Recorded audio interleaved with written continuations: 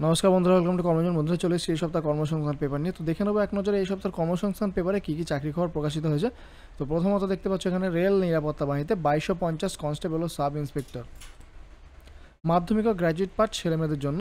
তো এখন এটি অনলাইনে ফর্ম বেরোয়নি, জাস্ট নোটিফিকেশান রিলিজ করা হয়েছে। তো অনলাইনে ফর্ম বেরোলে এখানে জানিয়ে দেওয়া হবে। তো এখানে এয়ারফোর্সে দেখো অগ্নিবীর উচ্চ মাধ্যমিক পাস ছেলেমেয়েদের জন্য দিল্লি সাব অর্ডিন্যান্স সিলেকশন বোর্ডের মাধ্যমে 2354টি ক্লার্ক, স্টেনো অ্যাসিস্ট্যান্ট এবং ফুড সাব ইন্সপেক্টর পদের পরীক্ষা হচ্ছে। এখানে দেখো 16-17 মার্চ। ভারত ইলেকট্রনিক্সে 115টি ভ্যাকেন্সি, স্টিল প্ল্যান্টে 46টি টেকনিশিয়ান, বিমা সংস্থা 82টি অফিসার এবং 78 ড্রাইভার ভারতীয় ডাক বিভাগের অধীনে। নেক্সট পেজে এখানে কলকাতা পুলিশের কনস্টেবলের পদের ইন্টারভিউ শুরু হচ্ছে 18 জানুয়ারি থেকে। তো যারা যারা কলকাতা পুলিশের পরীক্ষা দিয়েছিল, পাস করেছিল, তাদের ইন্টারভিউ শুরু হবে 18 জানুয়ারি থেকে। তো ফ্রেন্ডস, এখানে পুরো সম্পূর্ণ পেজটি দেওয়া হয়েছে, পুরো কর্মসংস্থান পেজটি আমি এখানে আপলোড করে দিচ্ছি ডেসক্রিপশন বক্স থেকে, তোমরা এটি ডাউনলোড করে নেবে।